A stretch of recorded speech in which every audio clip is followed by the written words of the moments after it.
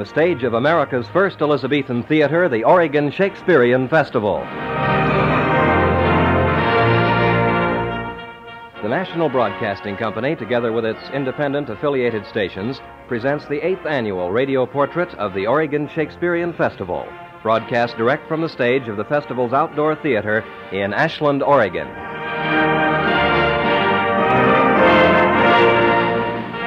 Between the Cascades and the Siskiyous in the high country of southern Oregon, America's first Elizabethan theater was established 23 years ago in 1935.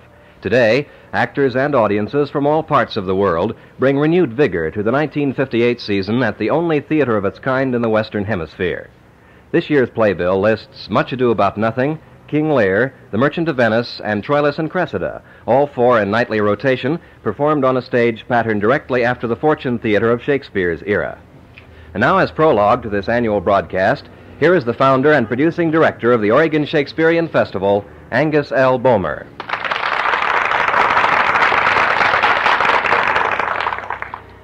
This is a milestone year for our organization. Milestones are not new to this theater. However, we feel the 1958 milestone to be an especially important one.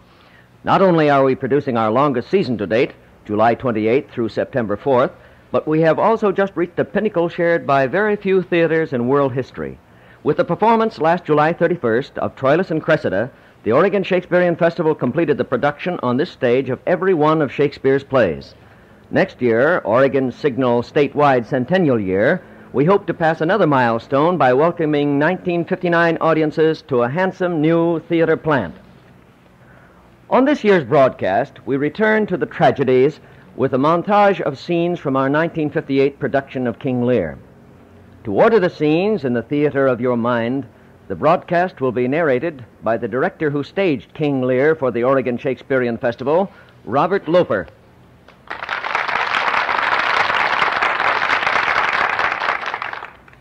King Lear is a story of a man who's grown old without growing wise.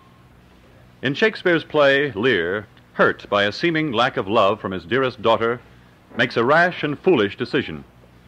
But the tragic consequences of that decision bring him wisdom.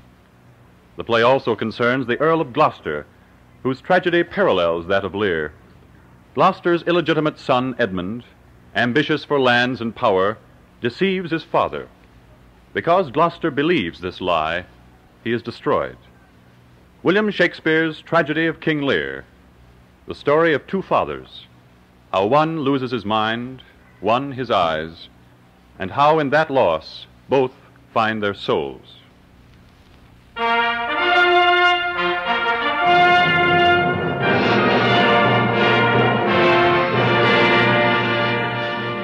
Enter Lear, King of Britain, his daughters Goneril, Regan, and Cordelia, with Cornwall, Albany, and attendants. Know that we have divided in three our kingdom, and 'tis our fast intent to shake all cares and business from our age, conferring them on younger strength, while we unburdened crawl toward death.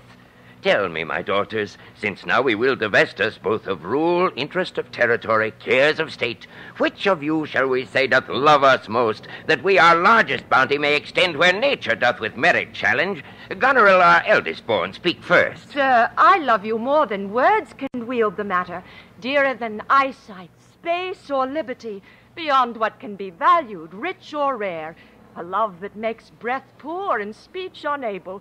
Beyond all manner of so much, I love you. Of all these bounds, even from this line to this, with shadowy forests and with champaigns rich, with plenteous rivers and wide-skirted meads, we make thee lady.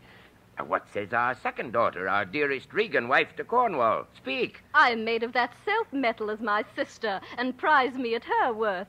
In my true heart I find she names my very deed of love, only she comes too short, that I profess myself an enemy to all other joys. To thee and thine hereditary ever remain this ample third of our fair kingdom, no less in space, validity, and pleasure than that conferred on Goneril. Now our joy, although our last and least, what can you say to draw a third more opulent than your sister? Speak.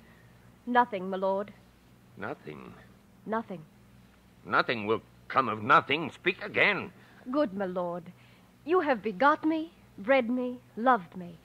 I return those duties back as our right fit. Obey you, love you, and most honor you. Sure, I shall never marry like my sisters to love my father all. But goes thy heart with this? Aye, good my lord. So young and so untender? So young, my lord, and true. Let it be so. Thy truth then be thy dower. Here I disclaim all my paternal care, propinquity, and property of blood. And as a stranger to my heart and me, hold thee from this forever. Good me liege. He can't. Come not between the dragon and his wrath. I loved her most, and thought to set my rest on her kind nursery. Hence and avoid my sight. Royal Lear, whom I've ever honored as my king, loved as my father, as my master followed. Bow is bent and drawn, make from the shaft. Let it fall, rather, though the fork invade the region of my heart. Be Kent unmannerly when Lear is mad. Kent on thy life no more. My life I never held but as a pawn to wage against thine enemies, nor fear to lose it, thy safety being motive. Out of my sight. See better, Lear, and let me still remain the true blank of thine eye. Away! By Jupiter, this shall not be revoked.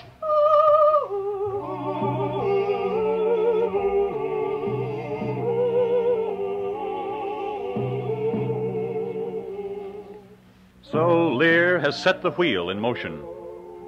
The Earl of Gloucester, who has witnessed Lear's fury, later returns to his own castle and encounters his illegitimate son, Edmund.